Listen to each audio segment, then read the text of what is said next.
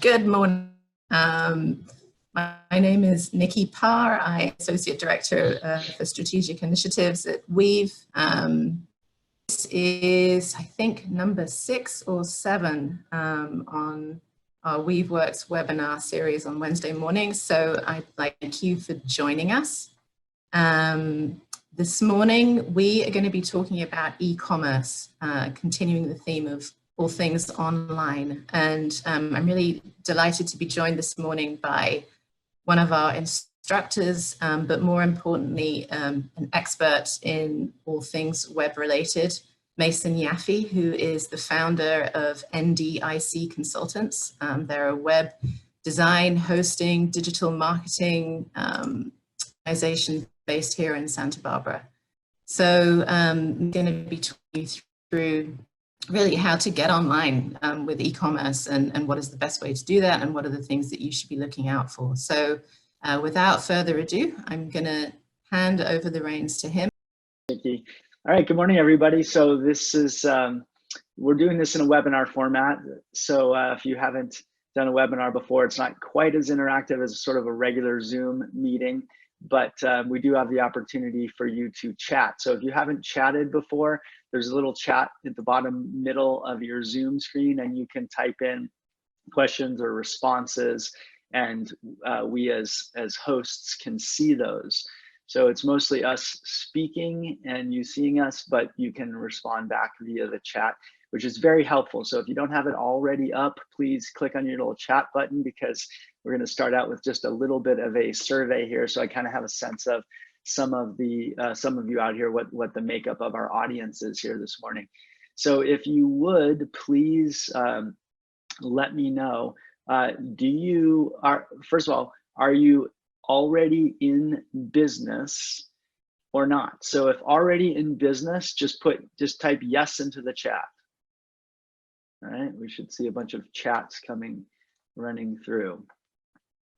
Okay, yes, yes, no, yes, and no. All right, that's a good answer. Not online, not online. Okay, good. Thank you all for chiming in. All right, so many of you are in business, a couple of you not, a few of you starting up, it looks like. And so of those who are in business, do you have an e-commerce site already? So yes or no. If you're in business, do you have an e-commerce site? Yes or no. Okay, they're flowing in here. Yes, no, no, no. Wix, Wix doesn't entirely count, but it sort of can. Yes, yes. All right. So we've got kind of a mixture of some folks that, of those of you in business, some of you have an e-commerce site, some of you don't. So that's very helpful. Thank you. We'll try to we'll try to address some different levels. So obviously we've got people from, you know, not being in business yet, starting up and wanting to maybe do an online business, all the way to people who have been in business and already actually are even running your own e-commerce site. So we've got a bit of a broad group here. We'll try to cover some information that might be helpful to all of the different people in that group. So let's start by talking about the e-commerce platform, right? Because if you're going to build an e-commerce website, you need to pick some software to do that with, and the software that you choose has major repercussions on, you know, how it gets built and the costs and the complexity and all those kinds of things. So for some of you already have your site and you're happy with your e-commerce and not planning to change it, we'll talk about some things that might be of value to you. But I'm going to start with, you know, this is kind of a conversation with those of you who don't, and you're trying to pick that platform, right? Now, there are hundreds of shopping carts out there that you can choose from, and it is way beyond the scope to try and compare too many of those. So we're just going to talk about a couple of the most popular ones that are out there. And you've probably heard these names before if you've done any research at all. The first one is called Shopify. All right, and the other one is called WooCommerce. So again, many other platforms. I mean, there's Magento, there's Xcart, there's BigCommerce, there are so many platforms, and some of them, you know, many of them are good and perfectly adequate.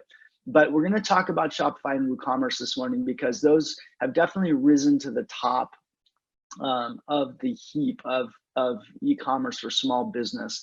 They're two of the most popular platforms out there, but they're very different, and so they you know, kind of they're competitors for sure, but they offer there's different kind of pros and cons to each one of them. So we wanted to talk about those. So let's start with Shopify. And so Shopify, I think one of the first things to understand about the differences between Shopify and WooCommerce is that Shopify is what's known as software as a service, right? SaaS. If you haven't heard that acronym before, it basically means software that you rent online, okay? As opposed to the old model where you maybe bought software or downloaded it. SaaS software, it runs in the cloud. You don't ever have to touch the back end, or I should say the code itself. It all runs from that company's server, and you just essentially rent it. Okay, so what's good about that model is that it's super easy to get involved. I mean, if you go to the Shopify homepage, there's a sign up right there, and you can just sign up. You can demo it. You can start immediately. Okay, WooCommerce is a downloadable piece of software. All right, so if you go to WooCommerce, you're not going to see a sign up page anywhere there, because with WooCommerce you actually have to download WordPress, which is the platform that WooCommerce runs inside of, and then you have to download the WooCommerce plugin, and you have to set it up on some kind of a hosting platform. So right away you should understand this difference, because it's meaningful throughout the whole rest of the conversation about the differences between these two different platforms. And I should say right away that we do, our company has done development of both these platforms. I truly could not tell you like one of these is better than the other. I won't say that, because they're just different and they serve different needs. They're both excellent platforms, and we've got clients on both of them. Now, depending on your particular needs, one of them is probably going to be more right for you than the other. But and as we get into these, I can sort of give some recommendations about, based on like, you know, the type of company perhaps, or where you are, or how big you are, that might cause you to lean in one direction or the other. But let's just continue with the differences, and then we'll get to potentially some recommendations depending on your needs.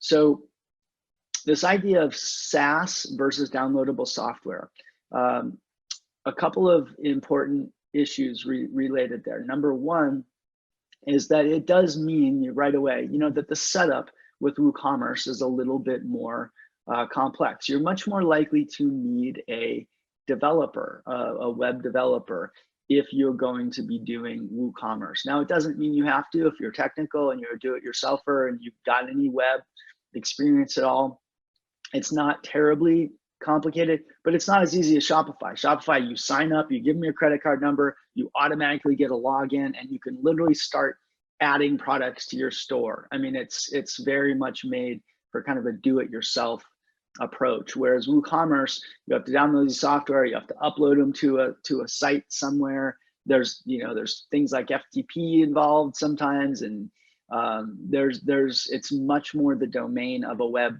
developer. So as a result, Shopify tends to have a little bit lower of a startup cost, right? So you're not necessarily, you don't have to anyway pay several $1,000s to get your e-commerce. You can pick one of their off-the-shelf templates, and you can start, you can pick a built-in merchant credit card account that they provide, and you can start uploading your products. You can do it yourself in Shopify and get going pretty quickly and pretty inexpensively. But Shopify tends to have a little bit of a higher monthly cost, because remember, you're not necessarily buying the software, you're renting it, and it's sort of a lease model. You maybe don't have a big upfront outlay of cash, although you can build very complex Shopify sites, and you might need a developer to help you with those. but you don't have to. And so their model tends to be, you know, a little less of a startup, but more over time, because every single module that you might want to add to Shopify is going to cost you additional monthly. All right, not just a one-time. But so for example, if you have a plugin on Shopify that allows you to do sophisticated shipping rules or logic, which is a standard kind of a thing that if you have complicated items that you're trying to ship to people, you might have special shipping rules, and so you have to get a special add-on, and that add-on is going to immediately increase your monthly cost there, and for as long as you use it. Okay, WooCommerce, on the other hand, typically is going to have a little bit more of a startup cost, right? You're probably going to have a developer involved, and you're probably going to be talking to them about, you know, they're going to be helping you through the look and feel. How do you want things to look? You're going to be putting together the modules that you need from a much larger library of add-ons that exist in the WooCommerce world. So just to give you another sort of compare and contrast between the two, WooCommerce is the largest. It's the largest e-commerce platform in the world in terms of the numbers of people, right? So it dwarfs Shopify in terms of the number of installed users for the platform. There are millions and millions and millions, and I think Shopify just topped 1 million. So what that means is, in the WooCommerce world, there's a lot more going on. There's a lot more development. There are many, many, many more add-ons that you can get. And therefore, you're more likely to want a developer to help you sort through some of that, right? So when it comes to shipping, was the example I just gave. You want a shipping add-on. Shopify, you know, is going to have one. WooCommerce, there's probably 100 different shipping add-ons, and you sort of have to sort through them and figure out which one is going to work best for your needs. So the upside is Shopify is a little simpler, but WooCommerce tends to have more options and more choice, right? And then the other thing having to do with the startup, the costs, is that Shopify, you know, it may have that lower startup cost, but each add-on is going to cost on a monthly basis. Whereas in the WooCommerce world, you pay hosting separately, right? The software itself is actually free. So WordPress is free, WooCommerce is free, but some of the add-ons you might need to pay for, and those are typically one-time costs or maybe an annual cost. So to give you an example, the basics of Shopify is like $30 a month. They've got like a $80 a month and a $300 a month platform. And then every one of those plugins you add might cost you another $50 or $80 every single month, right? So you add 2 or 3 Shopify plugins, even at the base level, you might be at $160, $200 a month is fairly common. Okay, with WooCommerce, you're hosting it at some third-party host. It's not hosted at WooCommerce.com. It's hosted at your GoDaddy or your SiteGround or your Bluehost. These are just examples of web hosting, generic web hosting companies, right? So, and those are much more, you know, they're much less expensive, I should say. And you can get regular hosting accounts for $15 a month or 25 or 30 bucks a month. And each add-on within the WooCommerce world is not going to add to that monthly cost, right? It's a one-time. It might cost you $80 for that shipping plugin in the WooCommerce world, and you buy it and you install it in your host. Your host is not going to charge you more because you put this other plugin. So you can put as many add-ons as you want in the WooCommerce world, and your hosting cost isn't necessarily going to go up.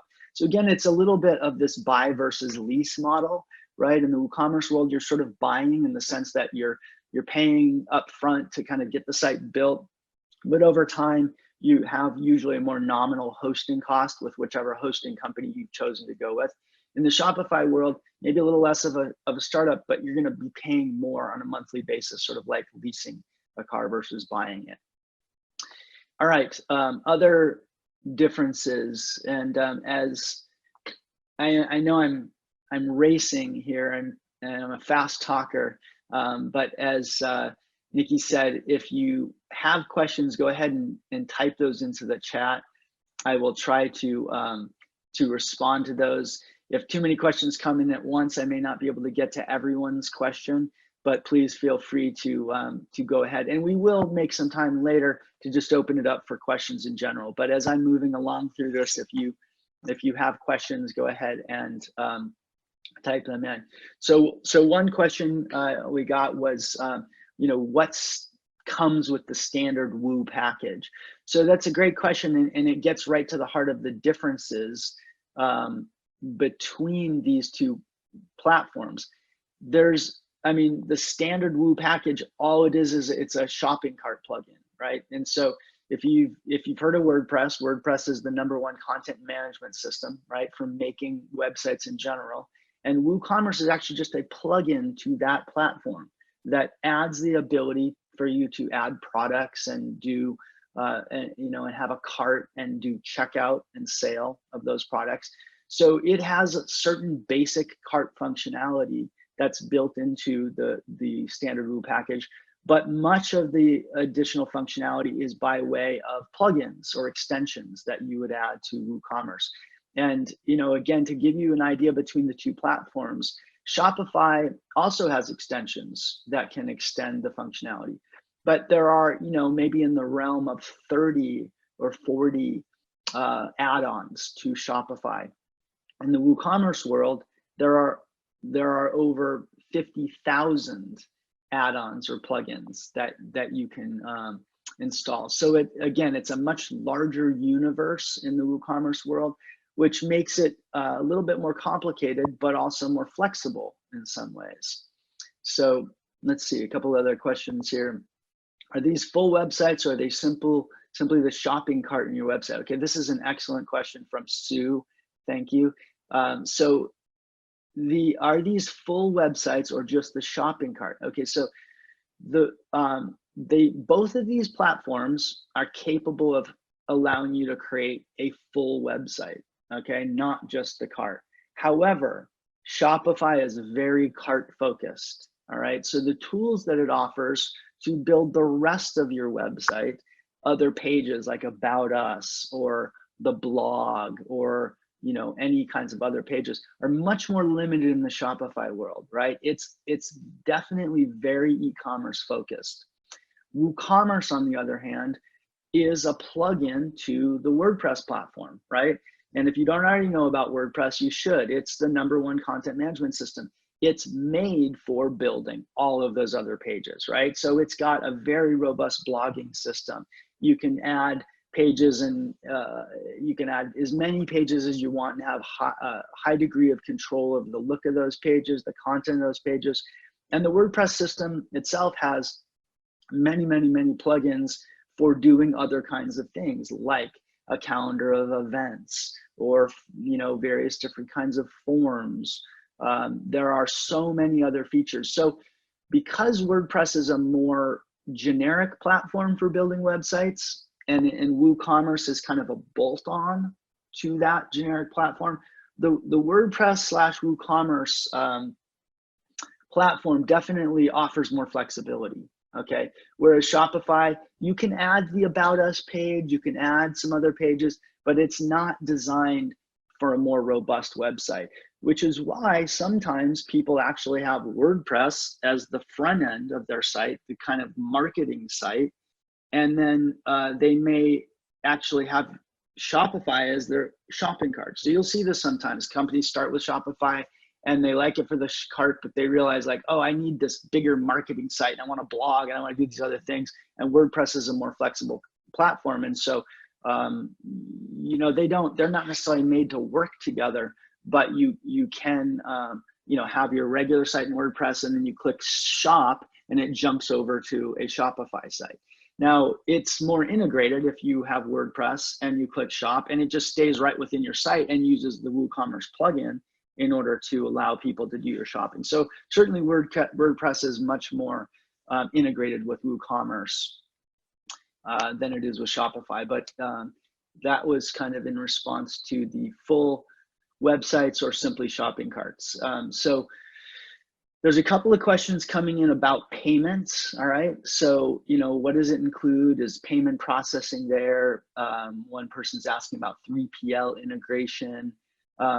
So payment processing obviously is a huge part of online shopping, right? How are you going to get the credit cards? How are you going to take credit cards? How are you going to accept payments? Do you want to do PayPal? Do you want to do Apple Pay, Amazon Pay, or just regular credit cards right through your website? And both platforms offer the ability to work with almost any kind of merchant services. So if you already take credit cards, for example, through a brick and mortar, and maybe your credit card merchant account got set up through your bank, or maybe you set it up through somebody else, there's a good chance you could use that exact same merchant account, and you can get an online gateway and you can plug it into your e-commerce. And that way, when charges come through, it doesn't matter whether they're on in the real world at your store, or whether they come online, they will all funnel through the same merchant account. All of your reporting can be through the same interface. Or if you wanted to keep them separate, or you're not taking credit cards yet, it's very easy to do so. You can get set up with something like a Stripe gateway, or Authorize.net. There's many others out there, and both of these platforms will allow you to do that. Now, the WooCommerce one is definitely more flexible. There's far more payment processing gateways available for WooCommerce. So somebody mentioned 3PL. I'm not familiar with that particular processor, but there's a good chance if you Google 3PL and WooCommerce, you're going to find that somebody has made a gateway to that processor. Somebody's asking about Simplero. I have no comment about Simplero, and I've heard that name, but I'm not even sure what that is. So move past that. Somebody's got I've got GoDaddy URL that they haven't used. Can they use that for Shopify? Sure. So you can use any URLs that you already have. They can be set up for either a Shopify or a WooCommerce site, or you could register a new domain if you want with either one of those. All right, some other questions here. Yeah, I think that's kind of covered some of the ones that have come in. So I'll just keep going. So other differences. I think, fundamentally you should start to understand that Shopify is probably pretty good if you want to do it yourself type of a store. So if you're on a shoestring budget and you don't mind jumping in and doing it yourself, Shopify has got a very, very easy GUI, right? Graphical user interface. It's got a very nice user experience. It's fairly easy to get up and running on your own. But it has limitations. It just doesn't have the level of choice that you find in the WooCommerce world, right? So WooCommerce is probably better if you are planning to work with a web developer and you have more complex potentially set of needs. If you're going to do any kinds of integrations with other software. So for example, if you've got an accounting system like maybe NetSuite, which is a fairly complex accounting and ERP system, QuickBooks is possible to integrate with both Shopify and WooCommerce, but there are a lot of systems out there. Shopify is going to integrate with a fairly narrow set of systems, whereas because WooCommerce is such a bigger world, there's way more systems that it can be integrated with. And I would also say in terms of customization, if you really want a system that you can highly customize, whether that be in terms of the look and feel of it, or it be in terms of the programming, the functionality, WooCommerce is going to have that flexibility. Because ultimately, WooCommerce is just software that you download, and you can literally, a developer can look under the hood and see every single line of code that exists in WooCommerce. And so the ability to customize it is unlimited, literally. In the Shopify world, they own the software, right? It's proprietary. You cannot get under the hood and look at the Shopify software. They don't allow it. That's their proprietary software.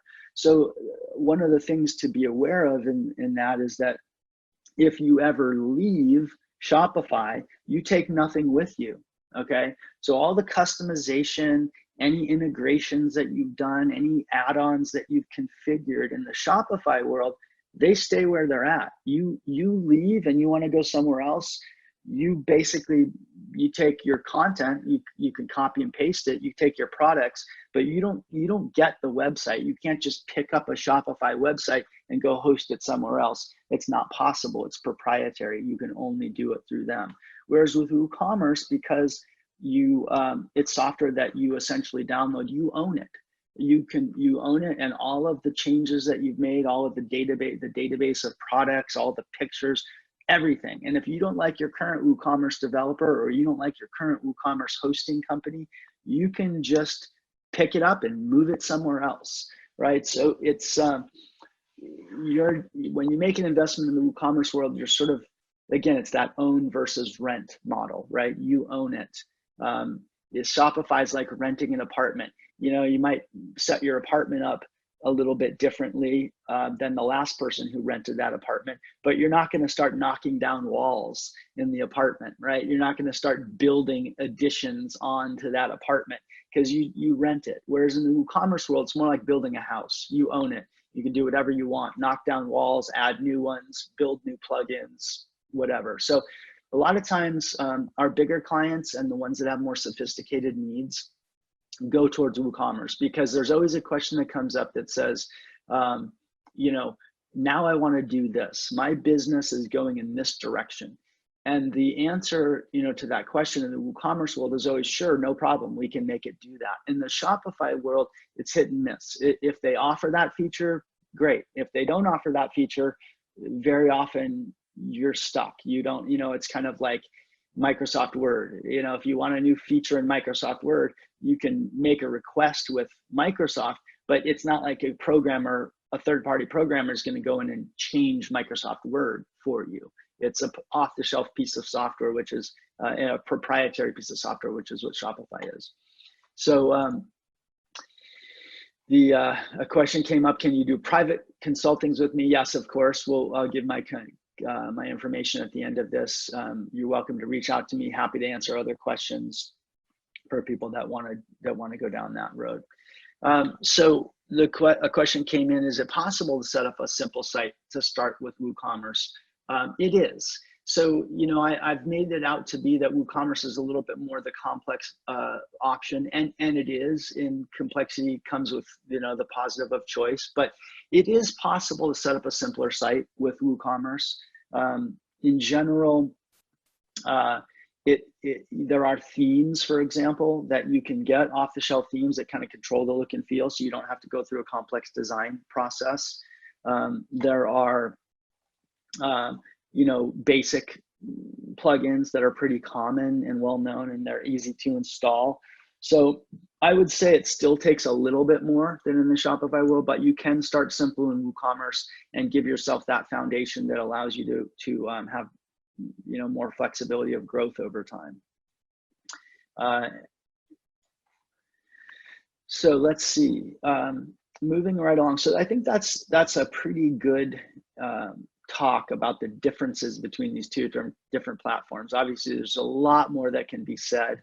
I would, again, I think it's a case-by-case basis as to which one's better for you.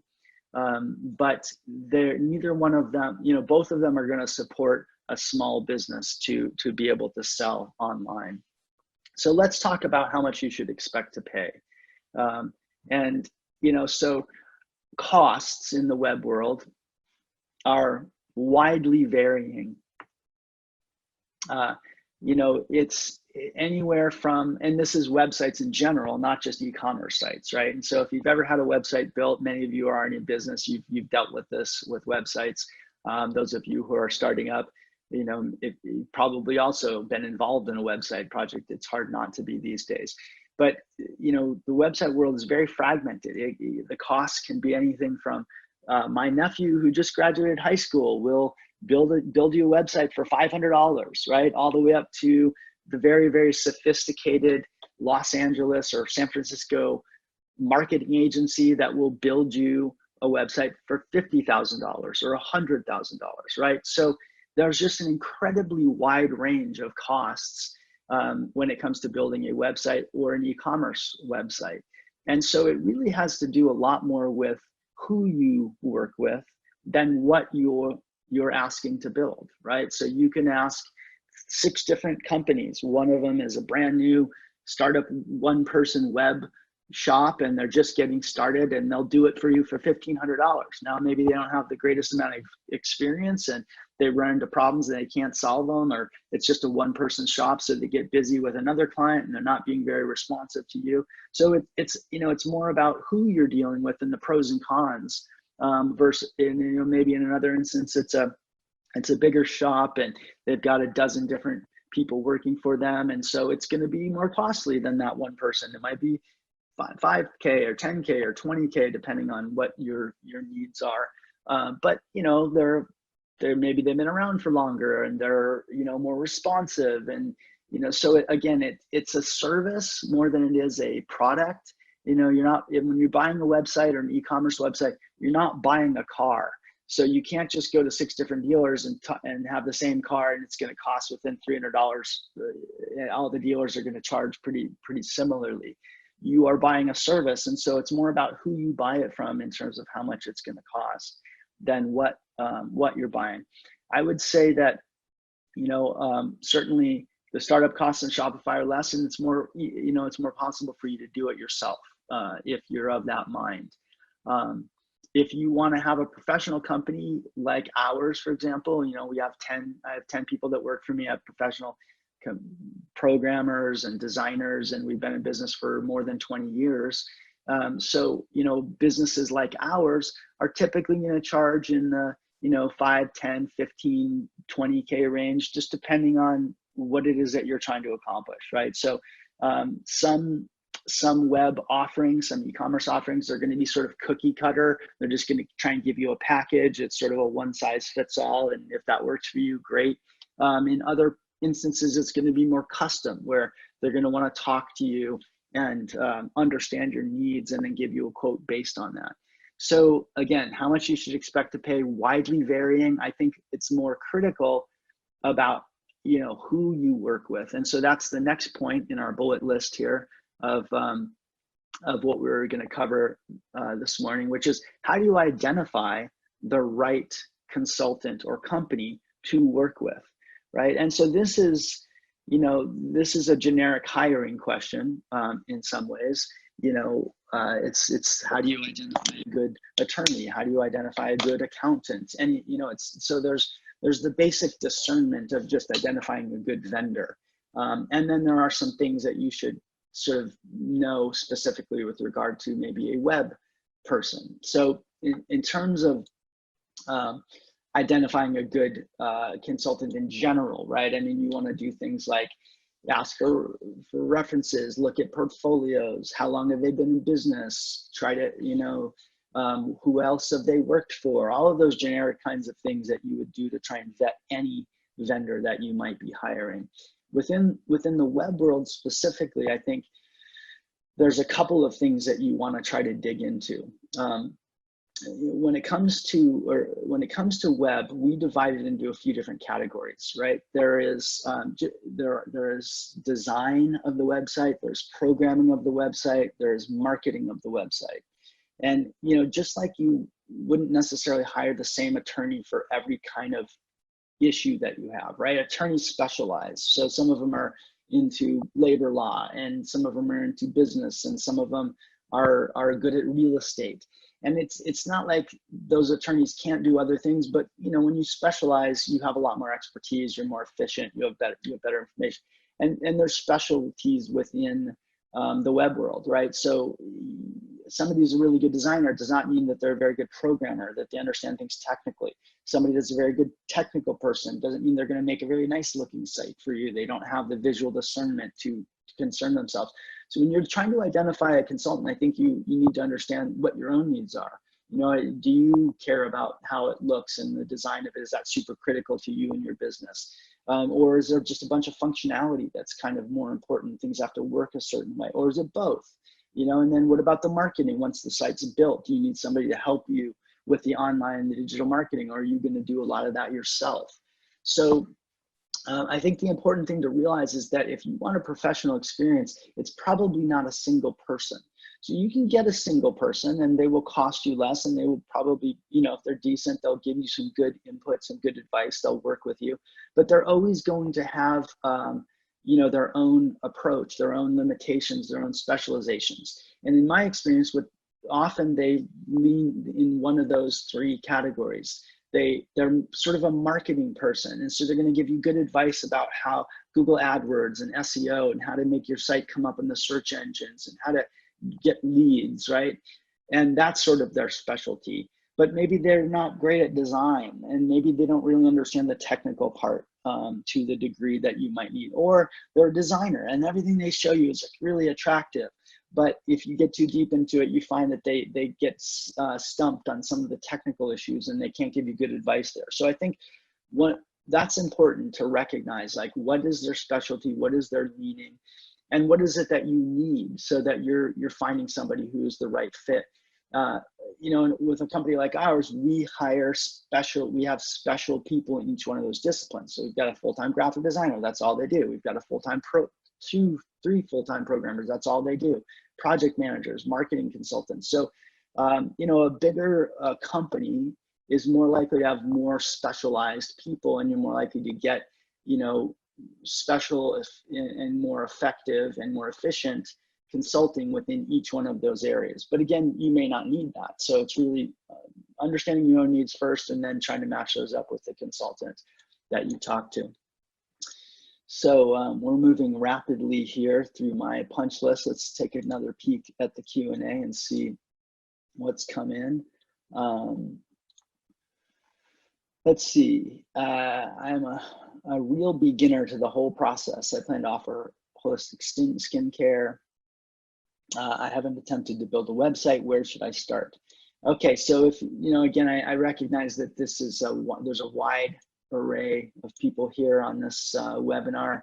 Some of you have been in business, some of you have websites, some of you don't. So if you're very, very much at the beginning of the process, you have an education in front of you, right? And I'm going to make the assumption that all of us here are business owners or intend to be business owners. That's kind of the goal of WEV, to help people start and run successful businesses. So if you're at the very, very beginning of that process, you've got an education. And I think that's the most important place to start, is really to dig in with the learning. And you can shortcut that learning by finding a good consultant, right? Or if you really want to, if you've got more time than money, you know, and you want to learn how to do it yourself, there are phenomenal resources online, and you should just start Googling, how do I start a, you know, how do I build a website? How do I build an e-commerce site? You might try getting a demo account at someplace like Shopify, or you know, something even simpler like Wix or Squarespace, which are you know, website platforms that have a little bit of e-commerce built into them. They're not platforms I would necessarily recommend, but they're easy, and they're a good way to get an education, and they're inexpensive. So you might want to expose yourself to just, you know, website building and e-commerce at a very, very modest level. Do some reading, hire a consultant who can help educate you, because as business owners, we have to make good decisions, right? And you can't abdicate this decision. Your website and your e-commerce are critical things. You can't, I mean, unless you have a partner that you can fully turn it over to. If you're a business owner, you need to own this decision. And that means you need to get educated. You need to know enough about it to make a good decision. Obviously, you don't have to become a web developer yourself, but you need to start to learn the terminology and learn the pros and cons of different approaches so that you can make the right decision for your business.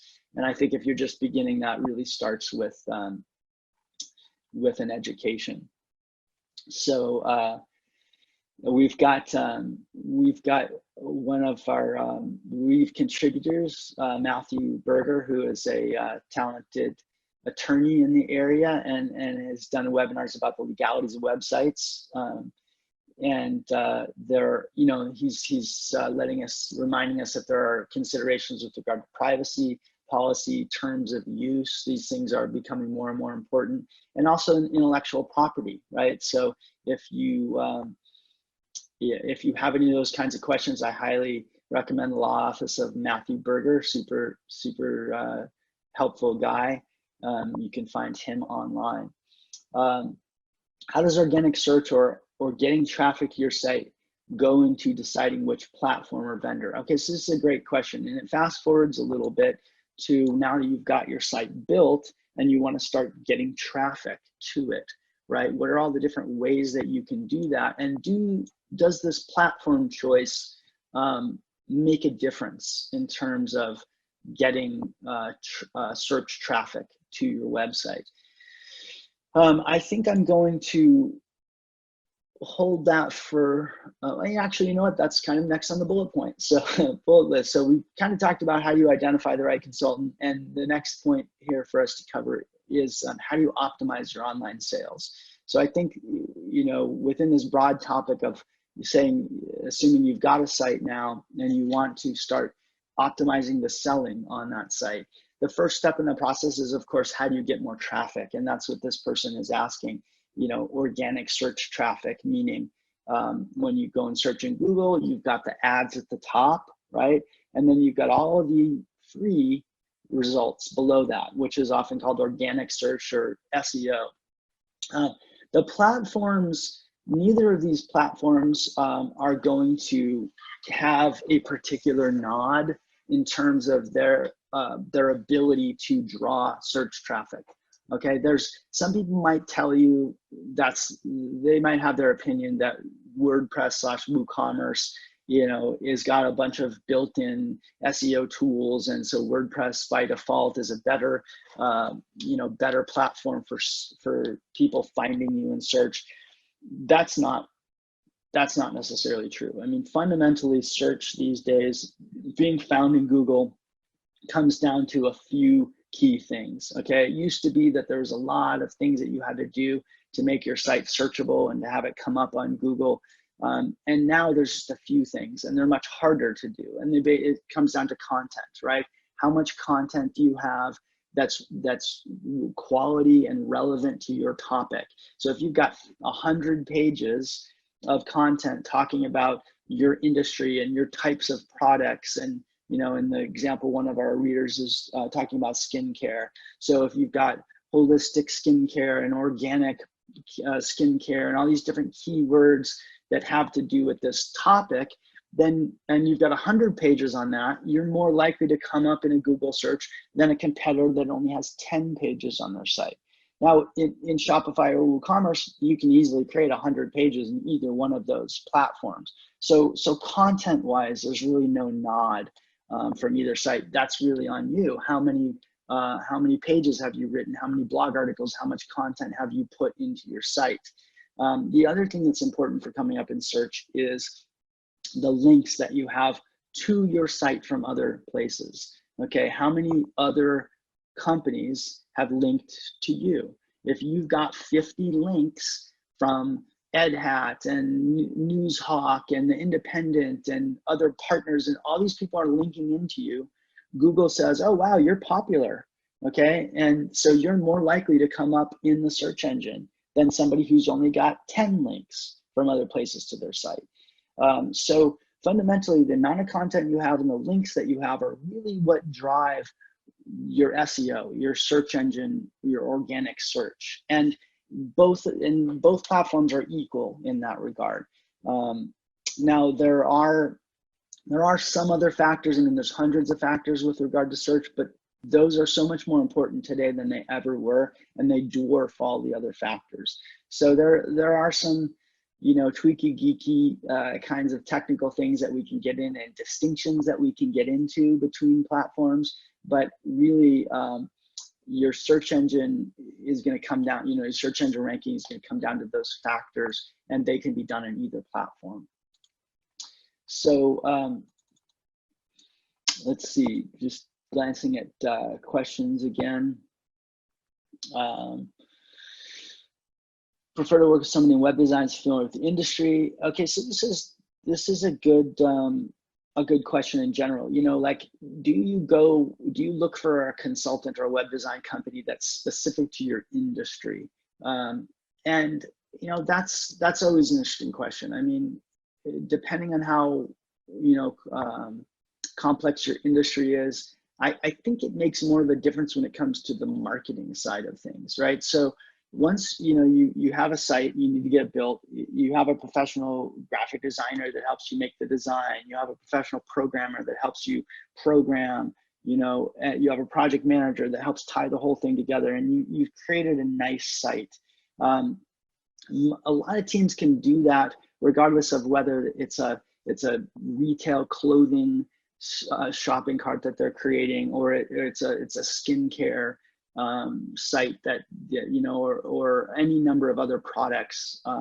But when it comes to the marketing side of it, having that industry experience is a lot more critical, right? I think it's a lot more useful to have somebody who has marketed a skincare company before and understands who the market for that product is and where to go to capture that market and how to message to that market. So, it can be useful to have a web designer or programmer who understands your industry. But in our experience, that's not always necessary. It's more important to have somebody that understands e-commerce and knows how to build nice sites. And they can build a great site in, a retail environment for clothing or skincare or whatever, as well as they can build, for another type of industry. But the marketing, it's very often more helpful to have an industry specific person. Now, having said that, most small business owners feel more comfortable with somebody who has built a site in their industry before. It's just sort of a natural thing. And I think the most important, I think one of the main reasons about that is that if somebody's done a site that's like our business, you feel like they understand you better, right? And maybe they do, if they've got some deep expertise in your industry, then maybe they do understand you better and they'll be able to serve you better. But I think high on the list of things you should look for in a consultant is somebody that just listens, period. Like if they spend more time, talking than asking questions and listening, that's a big red flag for me when I'm hiring anybody. Because if they listen and they ask the right questions, and your business isn't massive and complex, they're probably going to be able to wrap their minds around your business. I know I do that all the time. We've worked with a variety of industries. I teach for WEV, so I teach the self-employment training class. So I help people write their business plans and start their businesses. Somebody that's been in business long enough can wrap their minds around a business model pretty quickly, and can understand what you're trying to do and how to help you do it. So sometimes it might be useful to have an industry specific expert, but I think it's more important in the marketing than necessarily in the build. And I think it's actually in a lot of cases more important to just have somebody that is a good business person and is a good listener and is focused on your needs and is responsive and, is reliable. I mean, there's so many soft skills, I think, that are critical and sometimes more important than the specific industry knowledge. So another question, going another direction with my business out of the brick and mortar and only sell from my website. Currently use a POS point of sale system, okay? And it's integrated with my website. I'm wondering if there's a better platform for me to increase sales from website. Okay, so we're, this question is right along the lines of what we're talking about, is how do you optimize online sales? And the question about, is there a better platform for you to increase sales? I don't know that it's about the platform. I mean, if you have a really we're talking about two platforms, Shopify and WooCommerce. I would recommend, most people go with one of those two platforms today. But if you've already got an e-commerce site, it's already set up on another platform, it doesn't mean that platform's bad or that it can't work for you. As long as the platform is reliable and stable, and allows you to take orders, it may be more about the kinds of marketing activities and ways that you can optimize sales than it is about rebuilding your site on another platform. So for those of you who already have a site, what is it that you can do to improve sales on that site? And so number one, of course, is to get more people to the site. Actually, I would say there's two factors. One is get more people to the site, right? Drive more traffic. But number two is, once they get to your site, how do you do a better job of converting them from just a looky-loo, just a visitor, into a customer, right? What's the art and science of converting somebody who's, they made it to your site. They obviously have enough interest in what you're selling to get there and maybe spend a little time on it. What are the things you can do to optimize the likelihood that they'll buy from you versus just taking one look and going away, right? So those are the two categories. One, get more people. Two, convert those people better once they arrive. Now, I would say that number two is actually the more critical thing to start with, right? Because before you start spending money, which is what you're going to do to drive more traffic to your site, you want to make sure that the site that they're getting to is pretty good, right? Because you don't want to spend a bunch of money sending to a crappy site and all of that advertising dollars are just gone. So you really want to start by optimizing your site to the best that you can. You want to make a better mousetrap so that when mice come in it, you are more likely to capture them, right? So what are all the things that you do to build a better mousetrap on your website? Well, I would say that that starts with good design, right? The very, very, very first thing that people see when they get to your website, the first impression they get is the look and feel, right? And is that immediate impression a positive one? Is it attractive? Is it well organized? Is it easy to understand? And all of us as consumers, have begun to get distinctions about what's a nice looking website. You just, oh wow, that's attractive, and you kind of lean in consciously or unconsciously. Or it's kind of weird and the colors are weird and it's kind of like disorganized and it makes you sort of want to go away. So number one is design. Is it really, really quality? Is it professional? Does it make people lean in? It's the first impression. But number two, in terms of building a better mousetrap is the content and the messaging, right? What is it that you're saying to these people? And I think the biggest mistake that I see a lot of companies make in their websites and their marketing is they make it too much about themselves and their own business and not enough about the visitor and their problems and their concerns, right? So this is just fundamental marketing 101. Who is your customer? What is it that they're looking for? What are their needs? And what are their concerns and their considerations? What are their fears about buying from you or their hesitations?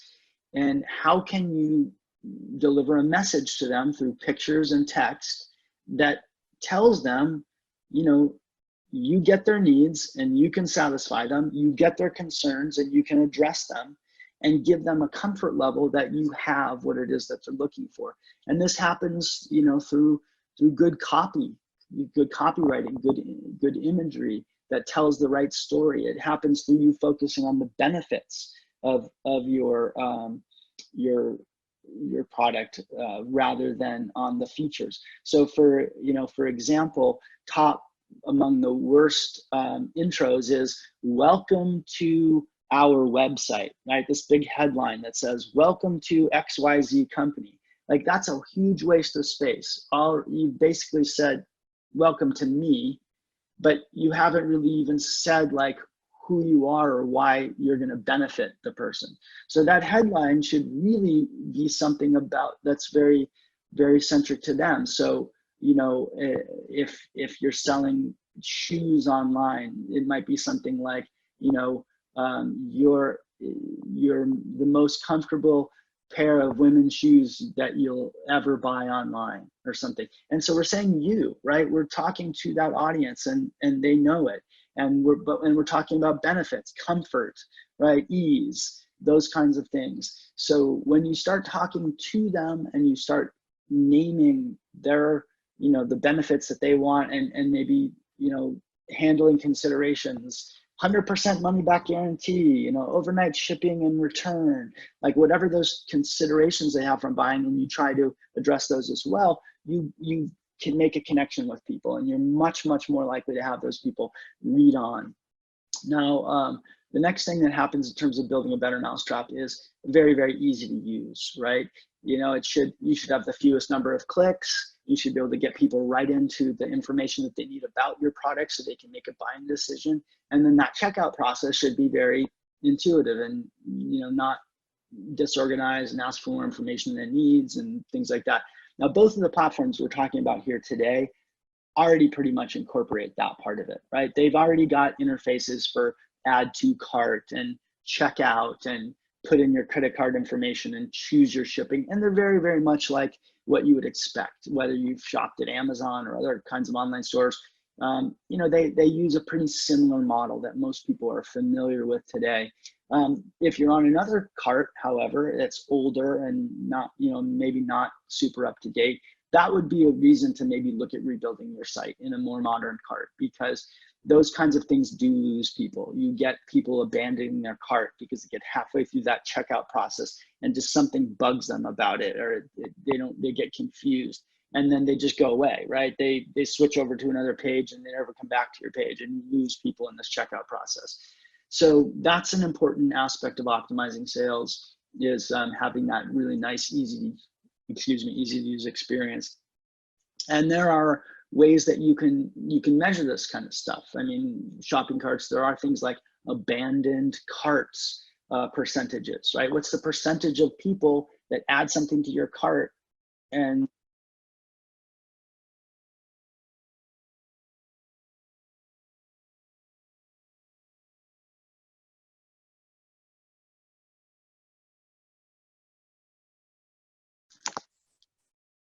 okay, all right, there we go. AirPod battery issues. Okay, so so optimizing your sales, your online sales, you know, as I said, in summary, good design, good messaging to the customer about benefits, good checkout and, you know, user experience. And those things are going to help a lot. So then the next thing becomes, how do you get more people to the site? So you've built a better site, it converts better. Oh, and I was starting to say you could test these things. You can measure your conversion rates, how many people get to your site, and then how many people buy. So if you've got 100 people that arrive at your site and only one person buys, then you have a 1% conversion rate. And that's an important thing to understand, because as you make changes to your site, you want to know, does that number go up or does it go down? So doing good basic measurements will help you optimize your online sales. You need to know what your baseline is, and then you need to set a goal and see if the things that you're doing are helping you move towards that goal. So a couple of other questions here.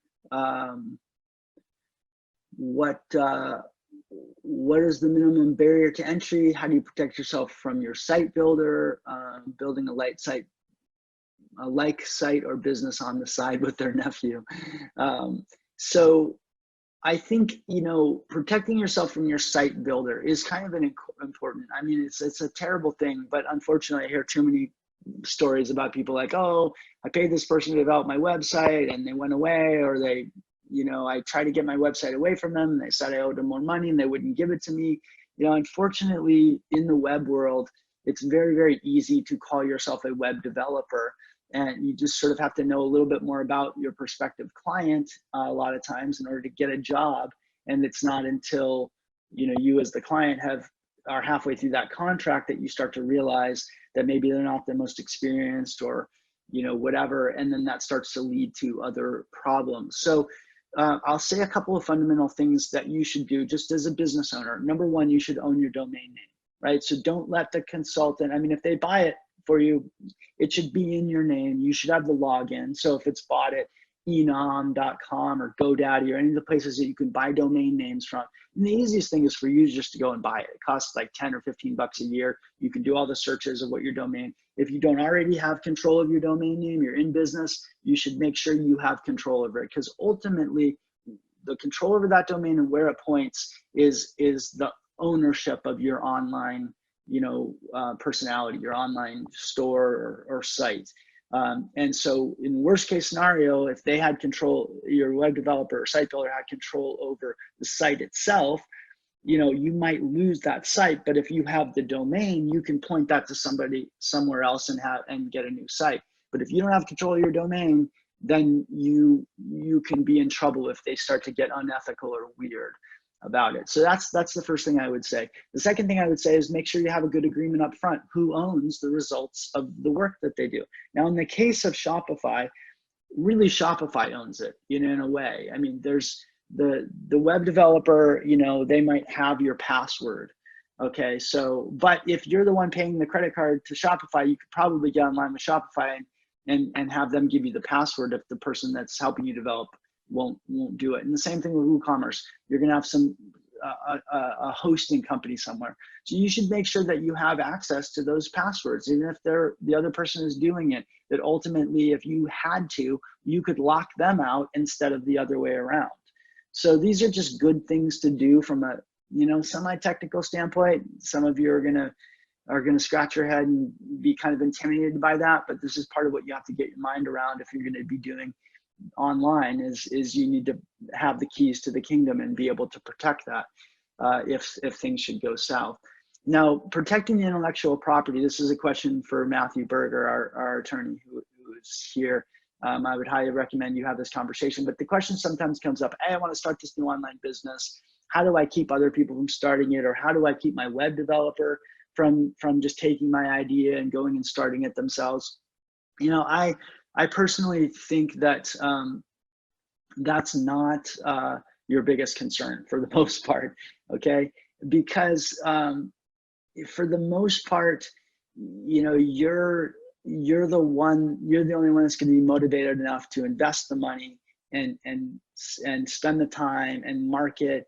And then the biggest barrier to entry is those things. You know, the idea, no matter how great you think it is, very often isn't the most critical part of the equation. It's the execution, and it's the marketing, and it's the time spent and the money spent and all that kind of stuff. So most people, in my experience, have a much harder time acquiring customers than they do worrying about somebody stealing their idea. And at the same time, you can't really protect against the idea. I mean, as soon as you come online, there could be competitors, right? They're going to see you. If it's a good enough idea, they might try and compete with you.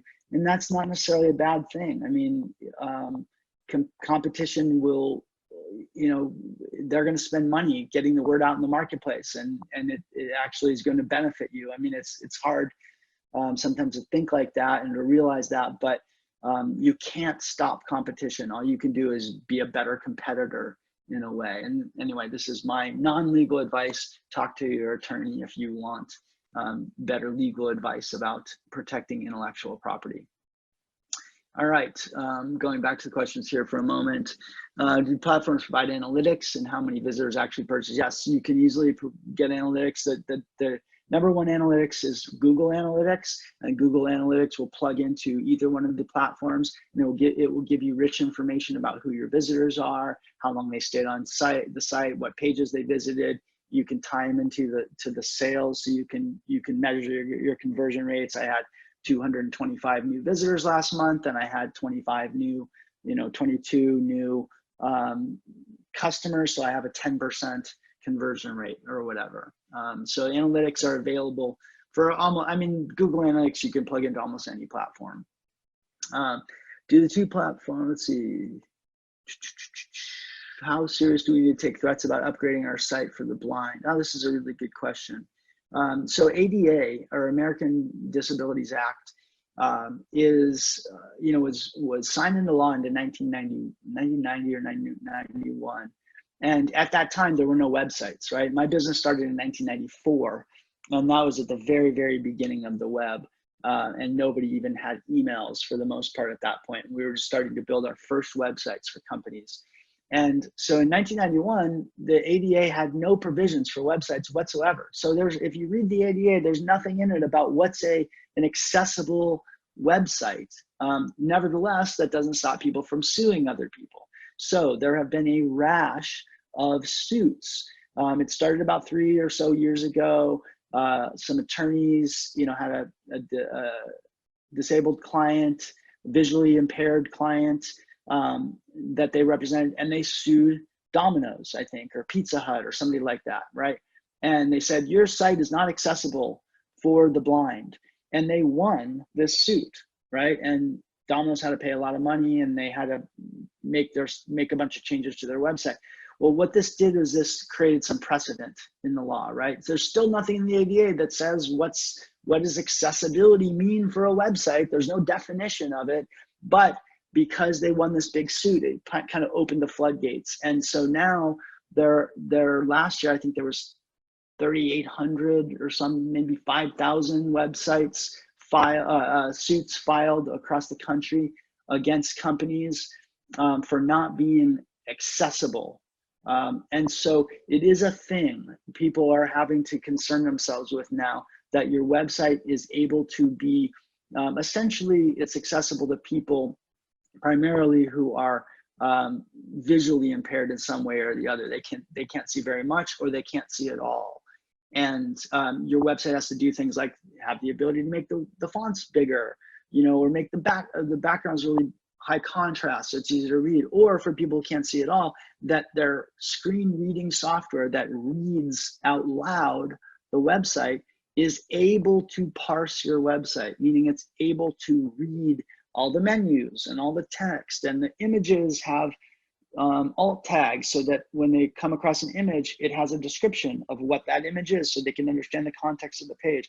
So all these things are considerations now, because companies, small businesses in the Tri-County area, Santa Barbara, Ventura, San Luis Obispo counties, these lawsuits are starting to show up to local businesses. And, they're kind of, I don't know, it's hard to call them necessarily frivolous, but they're definitely like opportunistic kind of suits, right? Where most of the web, most companies are not making accessible websites. They're not worried about ADA compliance of their websites. And so, some attorneys that have understood that there's a lot of people that are not doing this are sending out suits in high numbers.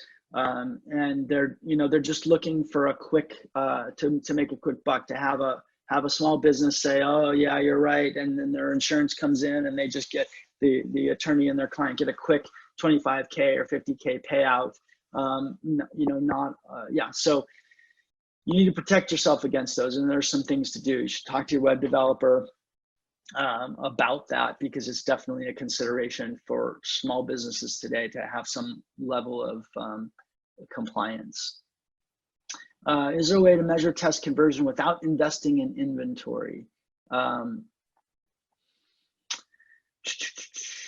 Test measure conversions without investing in inventory. I mean, in order to test conversion rates, you have to be able to sell something, right? So you have to take an order, because it's not until somebody actually plunks down their credit card number and says pay that you really know for sure that they've bought whatever it is that you're selling. So if you're not going to invest in inventory and actually sell something on physical online, then you at least have to sell something digital, right? So you maybe don't have to invest in inventory if you are willing to sell an ebook or a digital download of some sort, and then maybe you could test conversion rates on something that you might sell virtually that doesn't require you to have inventory or to ship things. But otherwise, if you're a physical vendor, a vendor of physical products, you're going to have some level of inventory in order to, start selling and test what your conversion rates might be.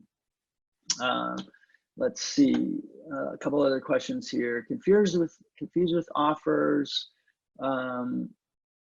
through Instagram and Facebook. I'm sure I can link to Shopify, but do I need to join and pay Instagram or Facebook? Probably not. Boy, this is a little specific. And actually, oh yeah, the same question. Boutique, no website, just joined Shopify trial for 90 days. Really interested in linking to Facebook and Instagram. Okay, so when it comes to social media, whether you're linking your website, your WooCommerce or Shopify website out to like your Facebook page or your Instagram, or whether you're linking your Instagram or Facebook back to your site, those things are generally free. There's no additional cost to link in either direction other than what it might take you or a web developer to help you do that. So generally your social media is part of your marketing, right? And this goes along with kind of the optimizing sales part 2, or part 1 in my earlier analogy is driving more traffic, right? So when it comes to driving more traffic, there are a variety of different ways to do this, to get more visitors to your website. Number one, of course, is paid search, all right? So when you go and search on Google, you always have the ones at the top that say ad, right, in tiny little letters, because they kind of want to, they're sort of hoping to fool people into not recognizing that those are ads. They make them look a lot like the free ones. They are formatted just like them, but you just see this little AD next to them, so you know that those are actually ads. That's paid search. You pay Google to be in that position, okay? And that's one way to drive traffic. Pay Google and make an ad and tell it which keywords you want that ad to come up under, and there it is. Next time somebody does a search, there you are.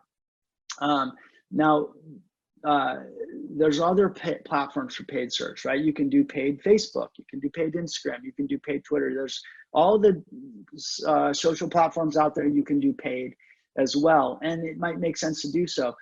Google, the biggest advantage of Google, if you think about paid advertising, okay, Google is catching people when they are actually looking for what you are selling, right? Because they're doing a search.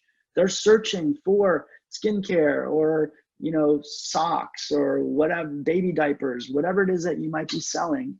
And if you come up when they're searching, you are connecting directly with their need at the time that they have it, all right? Think about Facebook, okay? Not necessarily the case. I mean, somebody's ad comes up in the middle of your Facebook feed. How likely are you to be interested in what that is? Well, they're getting better at targeting you.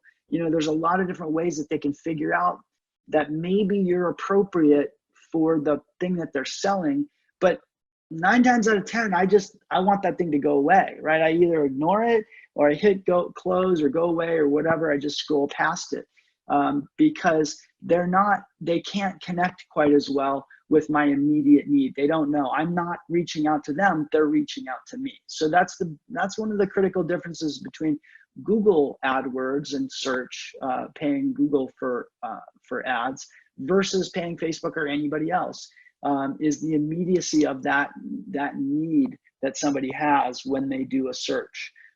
And so expect to pay more, quite frankly, for Google ads because they do connect up better. But Facebook and other ad platforms can be very, very valuable. They can cost a little less. The demographic targeting in Facebook's amazing, right? I mean, all the interests that people have and Facebook's ability to hone in on an audience and their location, their sex, all these different demographics that you can target people with, much more so in a way than you can do on Google. So the demographic targeting on Facebook is better. But anyway, paid advertising is the bigger category of ways that you can generate. Another big category, of course, is social media. Well, before we get to social, let's talk about organic search. And so you have at the top of Google, you have the paid ads, and then down below you have the organic, right? So organic search or SEO, that's basically paying a consultant to help you get better ranking, get better free or organic ranking, right? You still are probably gonna have to pay somebody. It's not as immediate. When you pay Google, you go right to the top. If you pay an SEO consultant to help you, it's gonna take time. You know, they're gonna help you write articles and they're gonna help you get links and they're gonna try to slowly over time get your ranking from page 4 to page 2 to page 1, maybe the bottom of page 1 to the middle of page 1. And over time, eventually you can start to see really, really good traffic for your organic. And it's a useful thing to have an SEO strategy for most businesses. The third category is social. So you've got Twitter and Instagram, and you've got Facebook, and you've got LinkedIn, you've got all the different social platforms, right? And there, for some businesses, spending some time on those can be valuable. You know, helping to translate your personal Facebook network, you know, into some level of marketing for your business. There's plenty of success stories, okay? But there's plenty of failures there as well, right? How many of you have an example of somebody that you know that's on your Facebook and all they do is advertise? Every time you see a post, all they're doing is, you know, talking about their business and trying to get you to sign up. If you're that person, you should be turning red right about now. because it's kind of inappropriate, right? Like, we don't go to Facebook to see the friends that we have in our network just market to us all the time.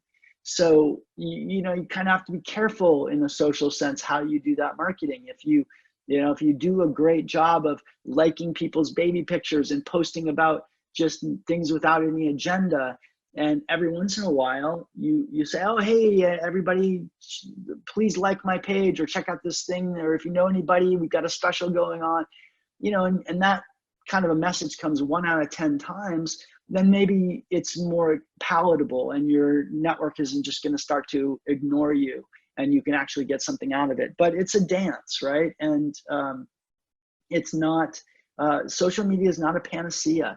A lot of people think, oh, I'm just going to start my online business and I'm just going to, I have this all the time.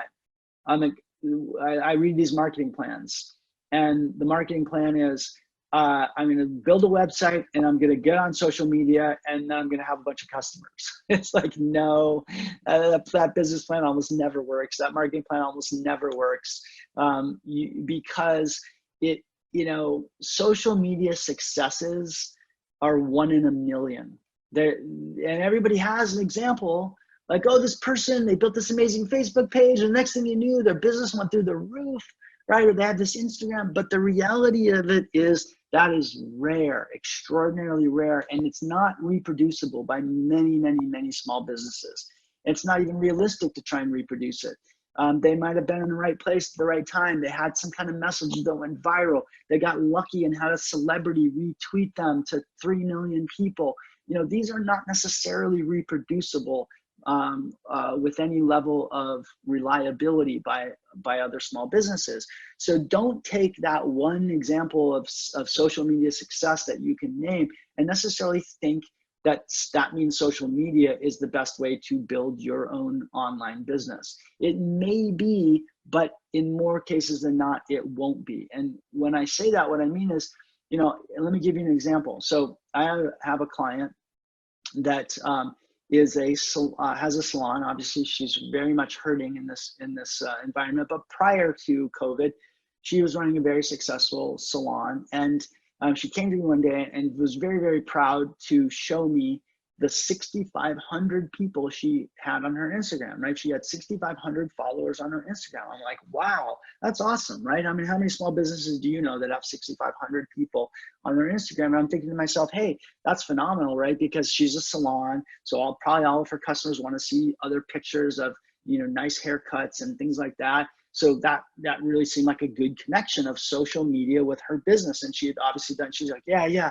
I spend 6 hours a day on my Instagram. I'm like, yeah, that probably is about right. To get 6,500, you have to be Instagramming constantly, posting pictures, liking other people's pictures, whatever, right? And eventually over time, you grow your following. And I was like, wow, that's phenomenal. And I'm thinking to myself, wow, that's a lot of investment in time too. So then I thought, well, let me ask you a question. How many customers would you say you get from your Instagram? And she takes a second, she goes, I don't think I get any customers from my Instagram. She's like, I cannot name a single customer that I got directly from my Instagram account. And I'm like, okay, let me add this up. 6 hours a day of marketing and 0 customers. I'm sorry, stop that. I told her immediately, cease your 6-hour Instagrams. It's not a good investment. And this is the problem with social media. It's oftentimes not a good return on your investment. You can spend a lot of time and a lot of money and not always move the needle. Whereas you buy some Google ads, you buy some Facebook ads, you do some other kinds of activities, you start an email mailing list, and you are a lot more likely to get a good return on your investment. So it's not that she shouldn't have an Instagram. And I told her, yeah, keep your Instagram going. It's great. All your clients are going to want to see it, but stop 6 hours a day. Do a half an hour a day, maybe keep it moving, show some fresh stuff, but don't look at it like an investment in your marketing, because obviously it's not. You can tell from the results that you haven't been getting.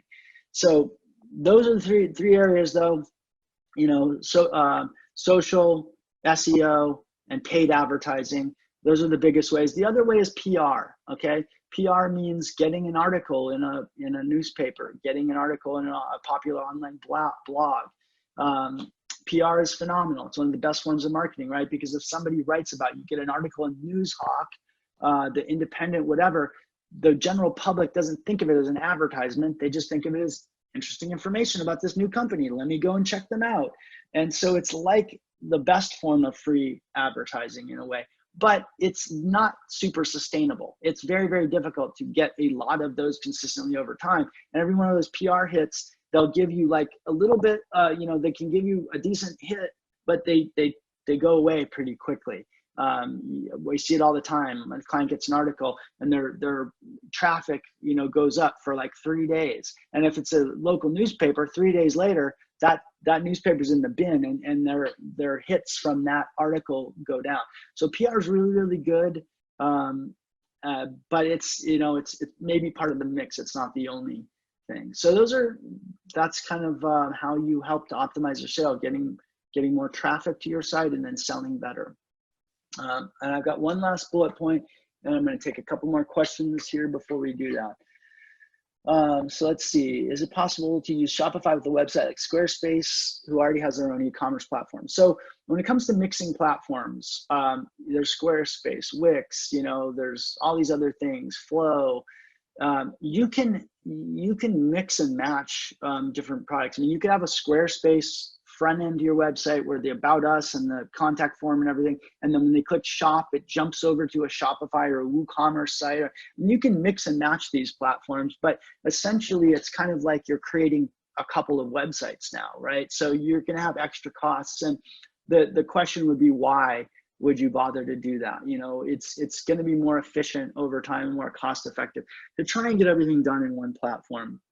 But I will say that bigger companies, certainly sometimes have multiple different platforms, and you'll have like www.company, and then you click on shop, it goes to shop.that company. And those are literally two different sites. They might look the same, but they're being served from different servers, different platforms, whatever. Sometimes there's a good reason for that to happen, but more often than not, it's just more costly and complex than most small businesses should deal with. So let's take a couple of more questions, and I'll hit my last bullet point of which is talking about selling through things like Amazon and eBay. Okay, so check out the recording max. Okay, so from WEV, to everybody, check out, there's a recording of Maximizing Your Online Presence webinar. So last week we talked about maximizing your online presence. I'm probably overlapping a little bit with some of that topic, but go to weaveonline.org and on the COVID page, and you'll find the previous webinars, and you can watch those and listen to them. Super, super good. Next question, what is your ad spend need to be to have Google rep or Facebook rep work with you directly versus doing it yourself on their site? That's a really good question. I don't know if they have minimums these days from Google or Facebook in terms of an ad spend. You would have to contact them.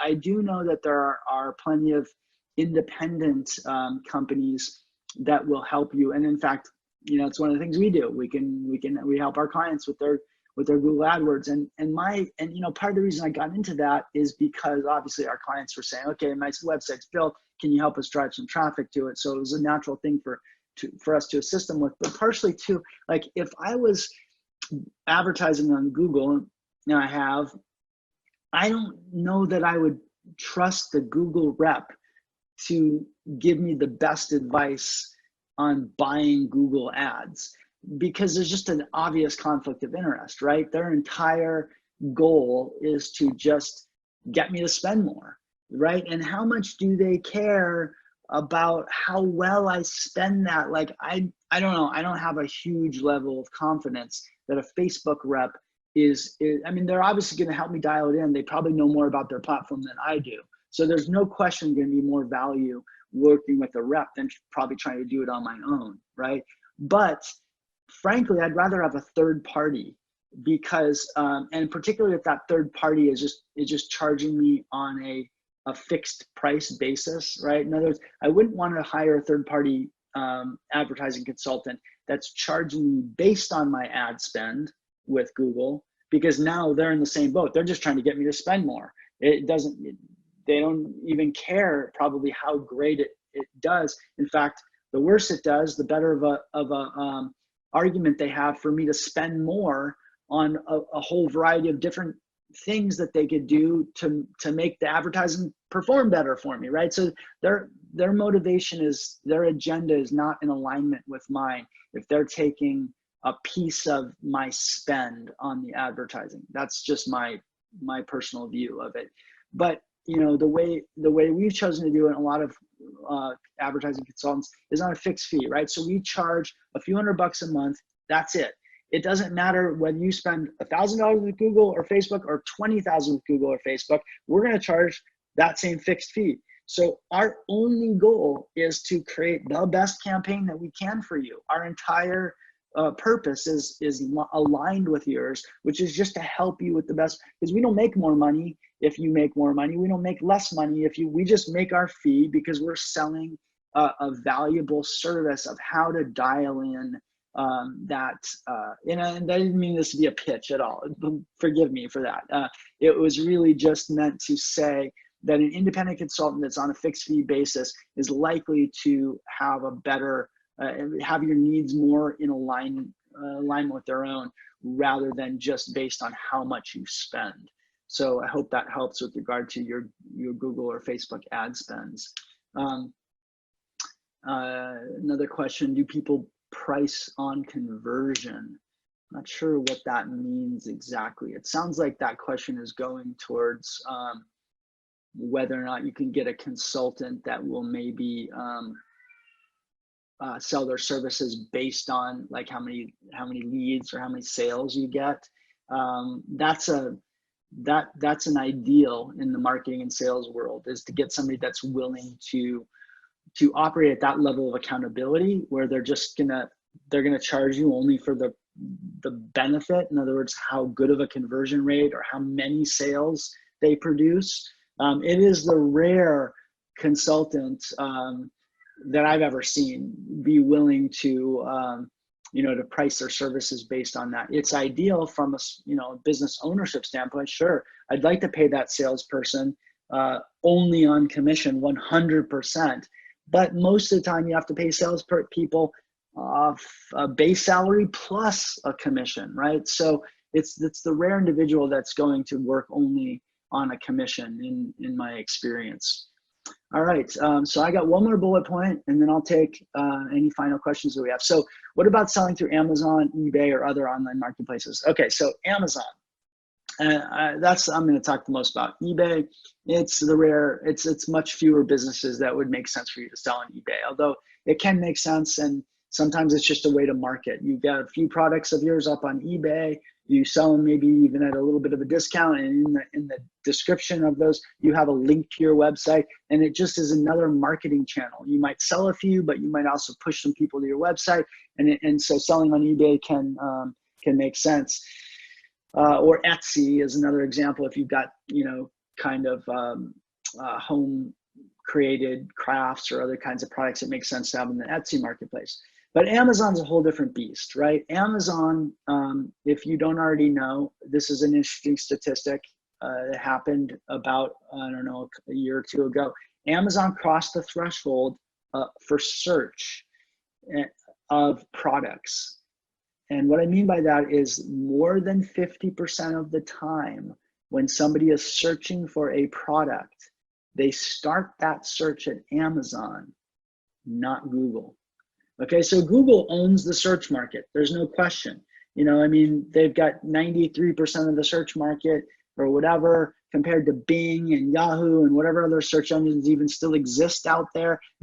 Obviously Google just owns search in general, okay? But if somebody is searching for a product, they want to make a purchase, okay, more than 50% of the time, they start at Amazon. They just go right to Amazon.com and do a search for that product right in Amazon. Okay, so that's huge.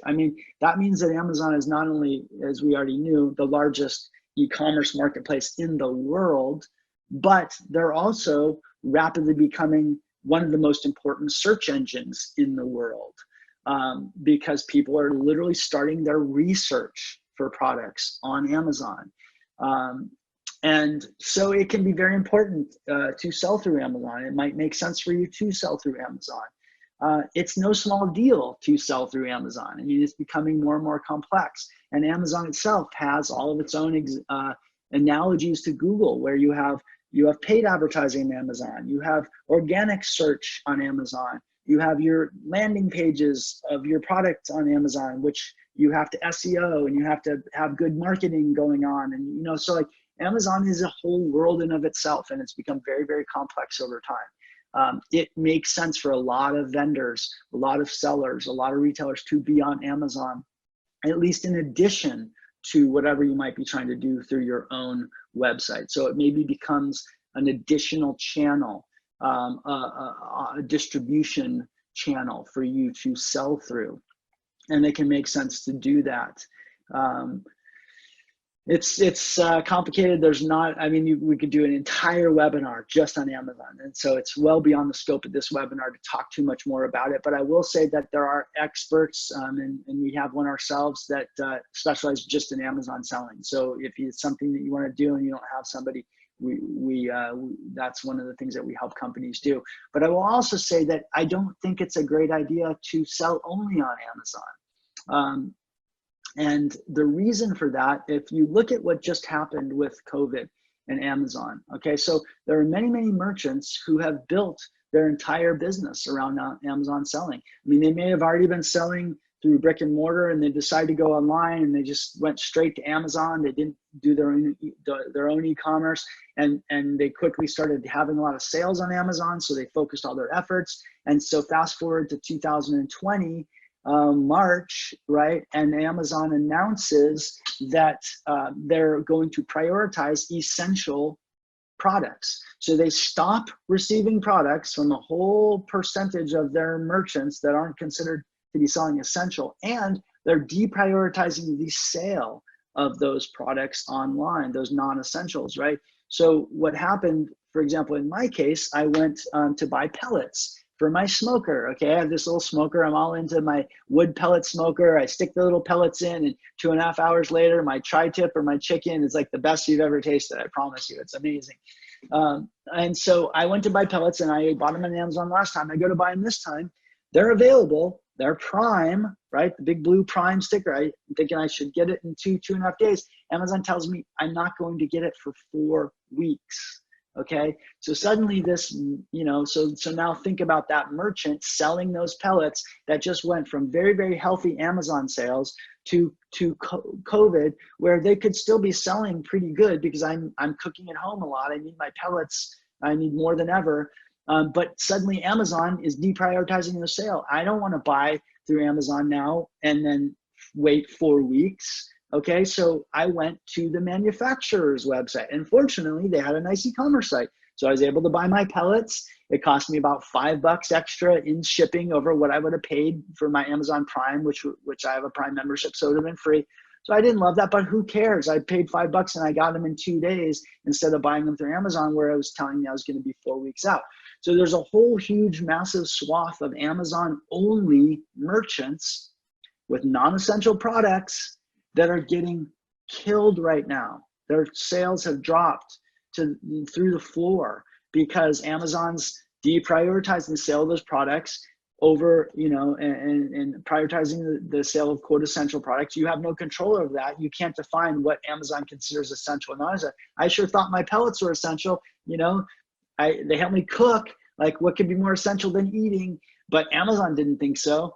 Kind of arbitrary in my world, but that poor merchant, you know, their sales just fell. So it just goes to show you that even the most successful and important, you know, marketplaces in the world, you just don't want to have all your eggs in one basket. So selling through Amazon might make sense for your business, but it probably shouldn't be the only thing. If you're going to grow your sales, you want to be in control of your destiny. That means having your own website and be able to market your own, you know, directly as needed.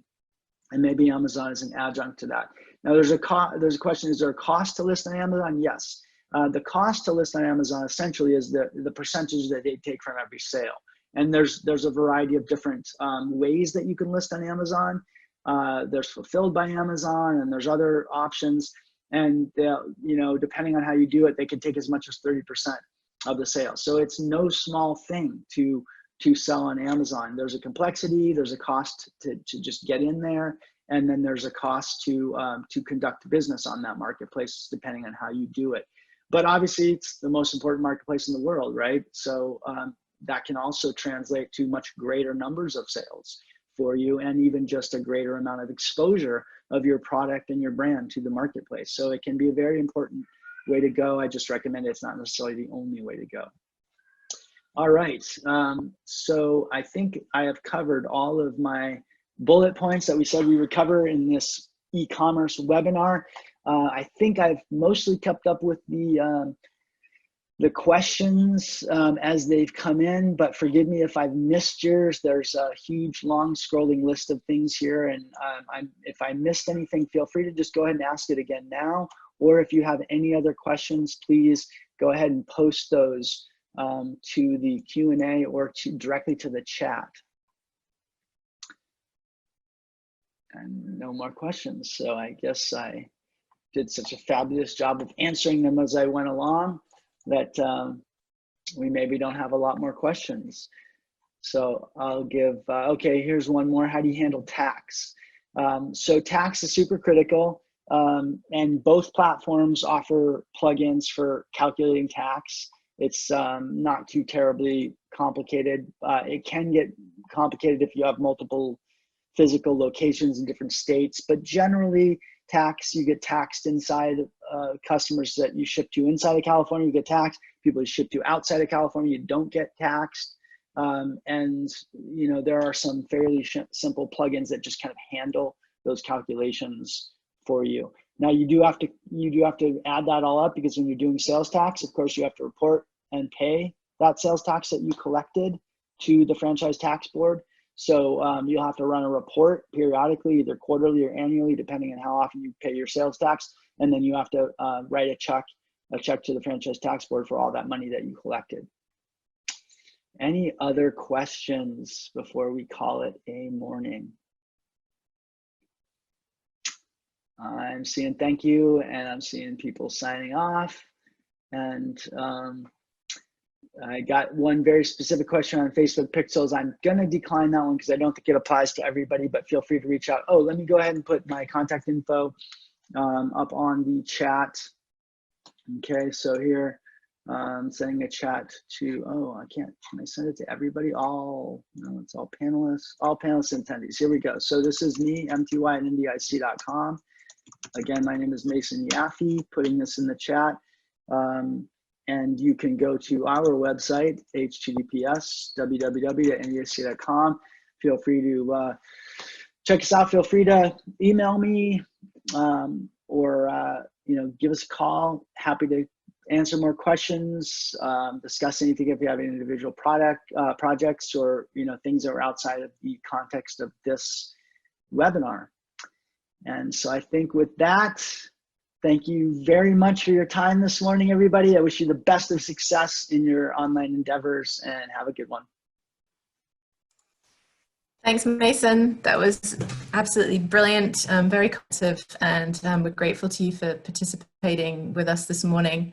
Next week, we are still in the process of working that out. I'm toying with having an open forum to talk about kind of where things stand with the CARES Act, but we're also, playing with some other ideas. So it'd be great to hear from you as participants if you have burning questions that are still there for you as a small business owner during this period.